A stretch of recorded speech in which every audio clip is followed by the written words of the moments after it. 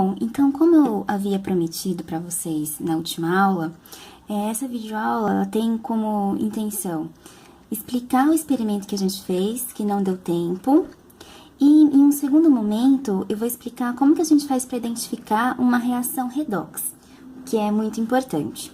Então, a gente vai começar a explicação do experimento. Primeiro, a gente vai explicar utilizando o metal zinco como exemplo, e depois a gente vai explicar com o metal alumínio, que foi o que a gente fez na sala de aula. Então, eu vou explicar começando com o zinco, porque ele é mais simples, e depois a gente passa pro alumínio, que tem uma pequena sutileza pra gente conseguir resolver. Então, começando a explicação com o zinco. Então, vocês devem se lembrar, no experimento a gente tinha lá um becker com uma solução de sulfato de cobre, que era aquela solução azulzinha. E aí, vamos imaginar que ao invés do alumínio, a gente tem usado zinco. Então, a gente tem lá a plaquinha de zinco sólido, né, metálico. E tem a solução com os íons cobre e os íons sulfato, que são lá do salzinho do sulfato de cobre. Então, quando a gente coloca lá para reagir, né, para acontecer a reação de óxido-redução, acontece aquilo que vocês viram na plaquinha de alumínio, né, no caso, foi depositado cobre metálico, né, o cobre sólido, vocês viram isso acontecer, só que no caso foi o alumínio. E vocês viram também que, ao mesmo tempo em que isso aconteceu, o zinco, né, ou no caso do nosso experimento, o alumínio, ele veio para a solução, né? Então, a gente viu formando o cobre metálico, né, o cobre sólido, então o estado de oxidação dele vira zero. E a gente também viu o alumínio, né, ou no nosso exemplo aqui, o zinco vindo para a solução na forma iônica. Então, como que a gente escreve isso tudo de uma forma química, né? Como que a gente equaciona isso? Então, vamos começar com o zinco.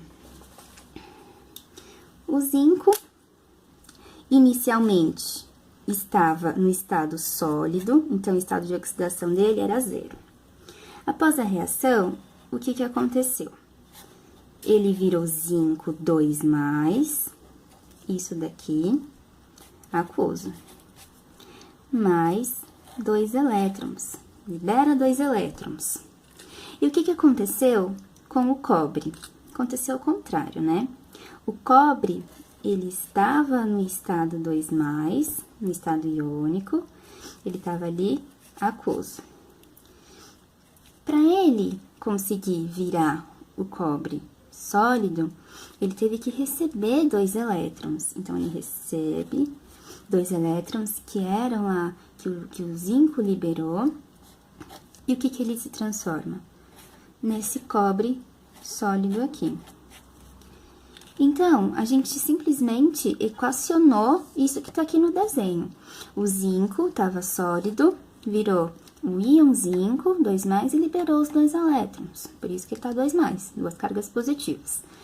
O cobre, ao contrário, estava na forma iônica, recebeu esses 2 elétrons que o zinco liberou e se transformou no cobre metálico, que foi aquilo que a gente viu.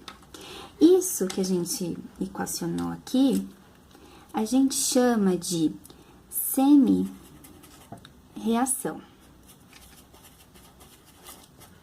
Essa é uma semi-reação, essa é outra semi-reação. Como aqui o zinco, ele perdeu 2 elétrons, então a gente fala que o zinco, ele oxidou. Então, essa é uma semi-reação de oxidação. Como o cobre ganhou 2 elétrons, a gente fala que isso aqui é uma semi-reação de redução. Cuidado para não confundir os nomes, né? Quem perde elétrons, oxida. Quem ganha elétrons, reduz. Por quê? Porque, percebam, o número de oxidação dele, o NOx dele está diminuindo, tendo de 2 para 0, diminuiu. Então, ele sofreu redução. Mas a gente não pode ficar trabalhando apenas com semi-reações. A gente tem que chegar no que a gente chama de uma equação global. Para a gente chegar numa equação global, a gente faz o seguinte, a gente soma as duas equações de semi-reação.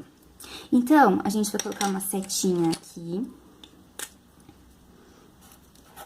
Tudo que tiver antes da setinha, a gente coloca aqui que são os reagentes. E tudo que tiver depois da setinha, a gente põe aqui que seriam os produtos.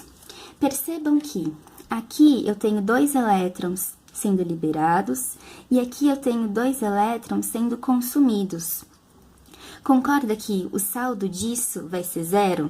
Porque se eu tô produzindo 2 elétrons e aqui eu tô consumindo 2 elétrons, então é como se o saldo de elétrons fosse 0. Então, eu posso muito bem fazer isso daqui, ó.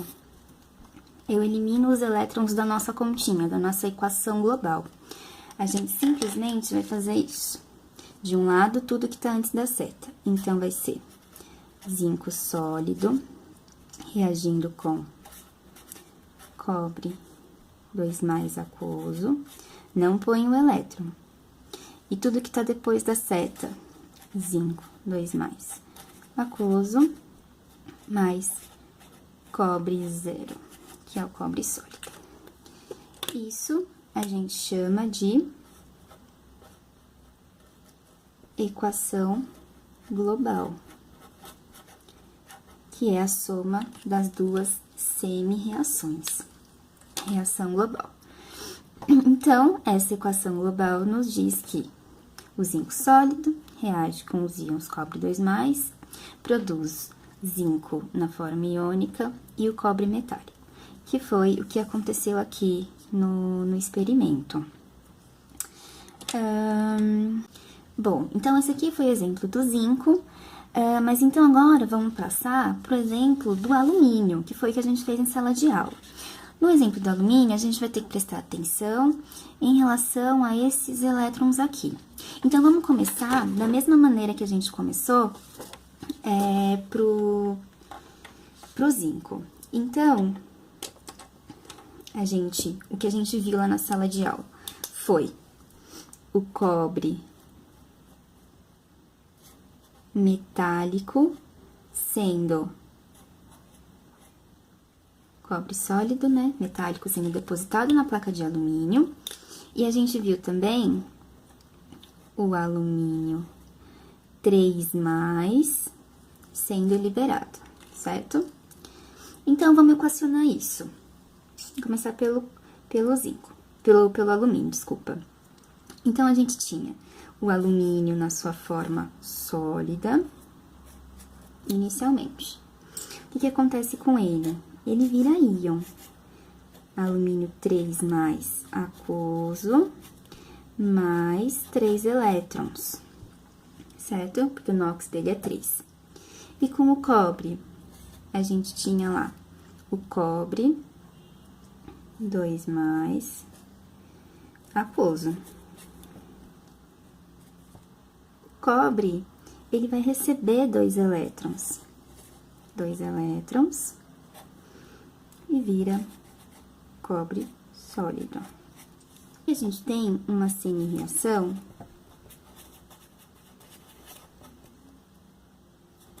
de oxidação.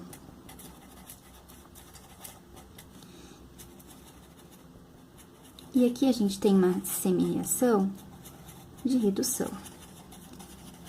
A lógica é a mesma. Oxidação por quê? O alumínio está perdendo elétrons. E redução por quê? Porque o cobre está ganhando elétrons. E aí, a gente tem que fazer, da mesma maneira, uma equação global da reação. A diferença é que lá, quando a gente fez com o zinco, a gente tinha 2 elétrons sendo liberados pelo zinco e 2 elétrons sendo pegos pelo cobre. Aqui, a gente tem uma coisa diferente, porque o número de oxidação do alumínio não é 2, é 3. E o cobre, ele só consegue pegar 2. Então, lá a gente tinha um saldo que dava 0, porque um liberava 2 e o outro pegava 2. Aqui não, aqui a gente tem o alumínio liberando 3 e o cobre pegando apenas 2, porque o NOx do cobre é 2. Então, como que a gente faz para fazer essa equação global com essa diferença de elétrons? Porque o número de elétrons das semi-reações, eles têm que ficar iguais. Então, o que a gente pode fazer para esse número de elétrons ficar igual, para a gente conseguir balancear essa reação redox? Ora, se aqui eu tenho 3 elétrons sendo liberados e aqui eu tenho 2 sendo consumidos pelo cobre, o que eu posso fazer é multiplicar a primeira equação por 2, multiplicar a equação inteira por 2, porque aí aqui eu vou obter 6 elétrons. E aqui eu multiplico a equação por 3, para conseguir também obter aqui 6 elétrons. Então, é isso que a gente vai fazer. A gente vai pegar, vai multiplicar a primeira equação por 2. E multiplicar a segunda equação por 3, visando balancear esse número de elétrons. Então, como que vai ficar essa equação aqui? A gente vai ter, então, 2 vezes 2 vai dar 2 alumínios aqui. Aqui vai ficar 2 íons, né, do alumínio, mais 2 vezes 3, 6 elétrons. Na de baixo, multiplicando por 3, 3 vezes o íon cobre, 3 cobre, 2 mais, mais 2 vezes 3, 6 elétrons. E aqui, 3 vezes esse cobre sólido, 3 cobre metálico, né? Agora sim, eu posso fazer esse cancelamento de elétrons, porque eu tenho 6 elétrons sendo produzidos aqui e 6 elétrons sendo consumidos aqui. Então, eu posso fazer isso para cancelar os elétrons. E aí, faço o mesmo processo com o zinco, né? Copio. Então, a gente tem alumínio sólido, mais esse daqui, tudo que tá antes da seta. 3 cobres, lado iônico, tava aquoso. Tudo que tá depois da seta. 2 alumínios, 3 mais 3 cobres sólidos. Então, isso daqui que a gente fez é a equação global, da reação global, certo? Então, a gente tem lá o alumínio sólido reagindo com o cobre iônico, resultando no alumínio iônico e no cobre sólido, certo? Bom, então, passando para nossa última etapa, como identificar uma reação redox, que é importante. Então, aqui eu tenho duas equações diferentes, e a gente vai ver como que a gente faz para descobrir, identificar uma reação redox. Então, nessa primeira aqui, eu tenho esse composto aqui, né, esse óxido de ferro, junto com esse monóxido de carbono, dando ferro sólido, e esse gás carbônico aqui. Então, vamos fazer o mesmo processo que a gente fez em sala de aula, pra gente calcular o NOx de cada um. Então, aqui, a gente tem o que a gente sabe, né? O NOx do oxigênio é menos 2. Multiplico por 3, vai dar menos 6. Isso daqui tem que dar 0. Então, o NOx do ferro, desses dois ferros, vai ser mais 6. Portanto, o NOx de um ferro só é mais 3, porque eu multiplico por esse 2 aqui, certo? Tudo bem. Então, vamos fazer aqui próximo.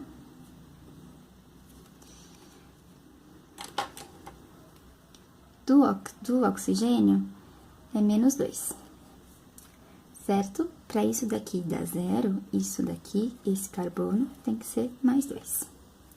Ok. Aqui, o ferro no estado sólido, que é o que a gente tem aqui, ferro no estado sólido, é 0, como eu passei lá na tabelinha para vocês. Esse dióxido de carbono aqui vai ser menos 2 vezes 2, vai dar menos 4. Então, o carbono vai ser mais 4. Tá? Então, como que a gente faz para saber se isso aqui foi uma reação de óxido-redução ou não? A gente faz o seguinte, a gente analisa todos os elementos. Então, vamos começar pelo ferro. Aqui, a gente tinha o ferro com estado de oxidação mais 3. Vamos procurar o outro ferro lá do outro lado da equação. Aqui, a gente tem o ferro com estado de oxidação 0. Então, a gente percebe que esse ferro passou do mais 3 para o 0. Ou seja, ele diminuiu o seu número de oxidação. Então, aconteceu uma reação redox, porque houve uma transferência de elétrons. Ele passou de mais 3, esse ferro aqui, para 0. Então, houve uma mudança na carga elétrica, no número de NOx. Houve uma transferência de elétrons. Ele diminuiu o número de elétrons. Então, aqui, houve uma reação de redução. Certo? Vamos ver agora o oxigênio, o outro aqui. Aí, a gente analisa todos eles. O oxigênio, aqui, ele está menos 2. Aqui também ele está menos 2. E ele aqui também está menos 2. Enquanto o oxigênio, por enquanto, nada. Então, vamos passar para o carbono. O carbono, ele estava no estado de mais 2. Vamos procurar o outro carbono. Aqui, o carbono está em mais 4.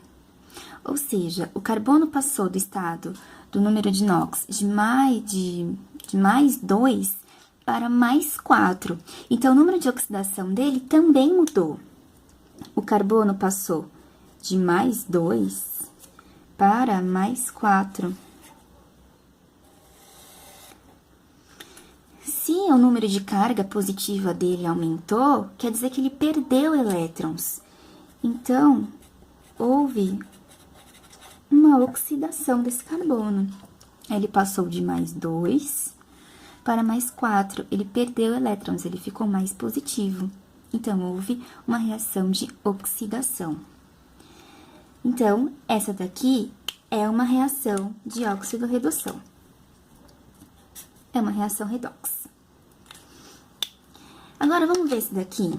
Essa reação aqui do ácido clorídrico mais a soda cáustica, dando água e o sal de cozinha, né? Reação de ácido-base. Então, vamos fazer a mesma coisa. A gente sabe que o NOx do hidrogênio é mais 1. Para isso aqui dá 0, cloro, menos 1.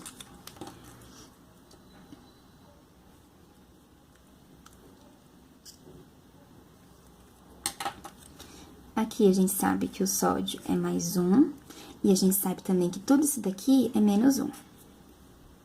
Aqui eu fiz direto, né, esse menos 1, porque a gente já viu que esse íon hidroxila aqui vale menos 1. Mas, pra gente analisar um por um, eu vou separar aqui.